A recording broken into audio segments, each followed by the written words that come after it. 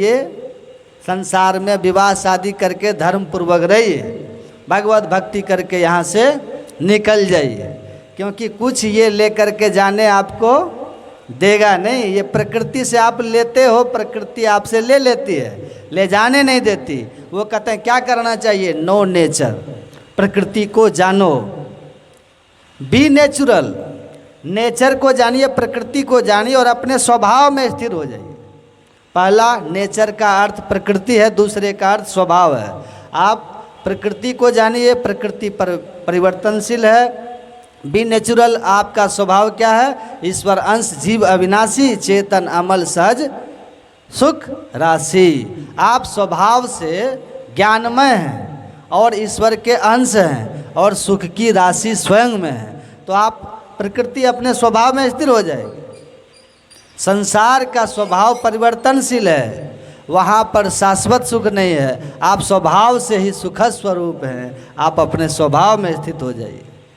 Follow the truth, सत्य का अनुसरण कीजिए। We will get in return more than in सूद। आप जो कुछ भी करिएगा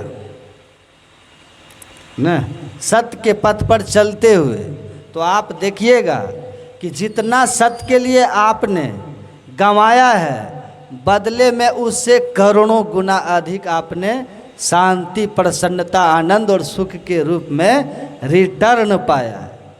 कहते हैं आप करके देख लीजिए, तो इस संसार से सब छोड़ के जाओगे। नाशवान परिवर्तनशील ये जगत है। साथ क्या लेकर जाओगे, साथ लेकर जाते हैं। एक आदमी बड़े धन के पीछे भागते थे, सुनिएगा। तो एक दिन उनके एक असिस्टेंट ने कहा कि सर, आप तो धन के पीछे भूत की तरह भागते ही हो, हम लोगों को भी भगाते रहते हो, लेकर जाइएगा क्या? थोड़ा परिवार, बच्चों और भगवान के लिए भी समय निकालिए ना। थोड़ा परिवार, बच्चे और भगवान के लिए भी समय निकालिए। आप फ़ोन करने पर भी लोग इतना लेट आते हैं, तो उनको क्या कहिएगा?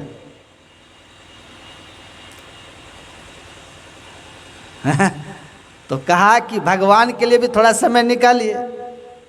आप भी भूत की तरह धन के पीछे भाग रहे हैं, हमको भी धन के पीछे भगा रहे हैं, क्या लेके जाइएगा? कहा कि कुछ नहीं लेके जाता है। लोग बोले कुछ नहीं लेके जाता। भाई क्या लेके जाओगे? कई लोगों को बुलाकर कहा कि कुछ तो उपाय कर दो, कुछ तो उपाय कर दो ताकि हम लेके यहाँ से जा सके। सुनिएगा, जो सुना वो का क्या लेके जाओगे, क्या लेके जाओगे? काया हंसा संग होया वा, आ जाता जोगी की न हो ना पावा। भाई लेके क्या जाओगे? अरे हारे पलटू, राजा रंग फकीर गए हैं सब लंगोटी छोड़ के, सब लंगोटी छोड़ के गए हैं यहाँ, क्या लेके जाओगे? कहा महाराज लेके कैसे जाइएगा, कोई उपाय नहीं है। कहा कि हम तो चाहते हैं कि लेकर जाए। कहा नहीं नहीं, सवाल ही नहीं है। धनानि भूमो पशुवै गोष्ठे, नारी गृहद्वारी जन शमशाने, देह चितायाम पर लोक मार्गे, अधर्मान गो गच्छति जीव एक।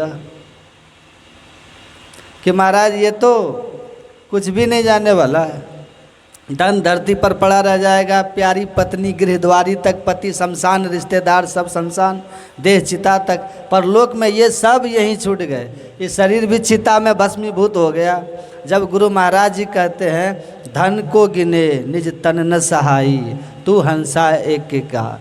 धन की क्या गिनती कर रहे हो? जिस तन के साथ तुम इस शरीर को, शरीर के साथ इस दुनिया में दिखे थे, प्रकट हुए, वो शरीर भी तुम यहीं छोड़ के जाते हो, लाया भी तो नहीं ले जा सके। तो और किस चीज़ की क्या बात करते हो? सब यहीं रह जाएगा, यहीं रह जाएगा ना। तो कहा महाराज कोई नहीं लेके जाता, आप भी नहीं ले जाओगे सर। बड़ा दुखी, बड़ा उदास एक महात्मा जी पधारे एक दिन और आके कहा कि मैंने सुना है कि आप अपने साथ संपत्ति लेकर जाना चाहते हैं। इस दुनिया से जब जाना चाहें जाएंगे तो आप चाहते हैं कि आपकी कमाई हुई संपत्ति आपके साथ जाए। कहा कि हाँ। कहा मैं उपाय बता दूंगा, आप अपनी संपत्ति लेकर जा सकते हैं। सुनिए, कहा क्या उपाय है बताओ, क्या उपाय है बताओ, जल्दी बताओ। तो महात्मा जी ने कहा सहज और सरल उपाय यही है कि मेरे कुछ सवाल हैं, पहले जवाब दे दें तो उत्तर सुन लें। आप विदेश की यात्रा किए हैं कभी? इंग्लैंड, अमेरिका आदि देश में गए हैं? कहा मैं इंग्लैंड भी गया हूँ, अमेरिका भी गया हूँ, चीन भी गया हूँ, जापान भी गया हूँ। तो कहा महाराज जब इन देशों में आप गए तो भारत का रुपया लेकर गए थे या भारतीय करेंसी को परिवर्तित कराए थे? तो कहा कि अपने देश का रुपया अमेरिका में नहीं चलता, इसलिए वहाँ जाने पर अपने देश के रुपया को डॉलर में कन्वर्ट किया।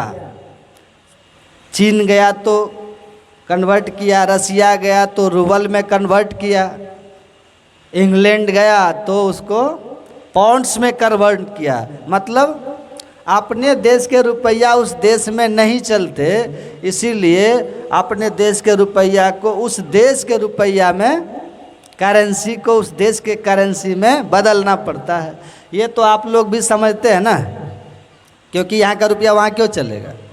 तो उन्होंने कहा कि आप विचारो, इस देश में, इसी धरती पर, इसी लोक में, इसी धरती पर सीमाओं के बाद जब एक देश अलग हो जाता है तो इस देश की करेंसी को, आपके देश की करेंसी को उस देश में मान्यता नहीं है। अपने देश की करेंसी को चेंज करना पड़ता है, बदलना पड़ता है। तो बदल के जाते हैं ना। तो हाँ, तो कहा जो आप जमा किए हैं ये करेंसी उस देश में कैसे चलेगा जो सूक्ष्म देश है? तो करेंसी चेंज करनी होगी ना। तो कहा कि हाँ करेंसी चेंज करेंगे। कौन सी करेंसी वहाँ चलती है भाई बता दो। तो धर्मानुगो गच्छति जीव एक सत्कर्म रूपी करेंसी, ईश्वर भक्ति रूपी करेंसी वहाँ चलती है। इसलिए इस धन को धर्म में, सत्कर्म में, दीन दुखियों की सेवा में, सत्संग में, साधु महात्माओं की सेवा में, इन शुभ कर्मों में लगा दीजिए। तो ये जो करेंसी सत्कर्म में कन्वर्ट हो जाएगा ना, ये जब ऊपर जाइएगा आपको वहाँ मिल जाएगा। समझ गए?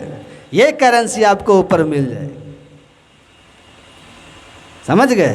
तो कन्वर्ट कीजिए इसको। नहीं तो फिर तो one who earns also empty returns. अगर संसार से कुछ लेकर जाना चाहते हो तो कुछ नहीं जाएगा। करेंसी चेंज कीजिए। तो आप करेंसी बदलिए तो ऊपर लेकर के चले जाइएगा। तो भगवान की भक्ति करो। भगवान बुद्ध ने कहा इत्थ मोदति उत्थ मोदति अपुण्यकारी उभयत्थ मोदति। कहते हैं यहाँ भी सुख से तो रहता ही है जो धर्म पर चलता है। धनात् धर्म ततो सुखम। धन जब धर्म में लगता है, सत्कर्म में लगता है तो सुख का हेतु बनता है। धन जब भोग का कारण बनता है तो भोगन प्रत्यक्ष रोगन जान के बचते रहो। गुरु टहल सत्संग सेवन में सदा लगते रहो, डटते रहो। तरते गयो जो अस किए सब राव रांगा रंक हो, अभिप्र भंगिया पड़ पड़ुआ करो तरिह निःशंक हो। गुरु महाराज कहते हैं जो ऐसा किया, धन को भोग का कारण बनाओगे तो रोग उत्पन्न होगा। लेकिन धन अगर धर्म के लिए है तो ये धर्म आपको सुख का कारण बनेगा। और यही नहीं सुख देगा, यही नहीं।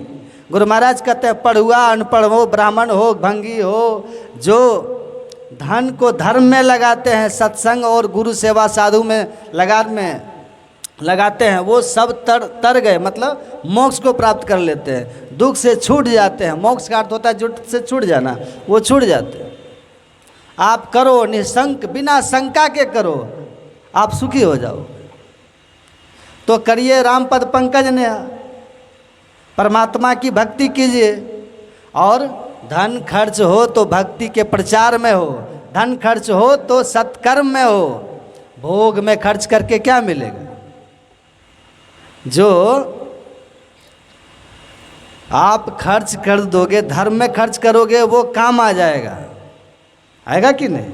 आज जो आप बैंक में रख दिया वो यहीं रह जाएगा। तो इस संसार में सुखी होने के लिए भी धर्म की, ईश्वर भक्ति के शरण में रहना है। आप बिना भजन किए यह जो परलोक यहाँ सुख चाहो, भगवान राम कहते हैं परलोक और यहाँ दोनों जगह सुखी होना चाहते हो तो सुनी मम वचन हृदय दृढ़ गहो, सुलभ सुखद मार्ग यह भाई, भक्ति मोरी पुराण श्रुति गाई।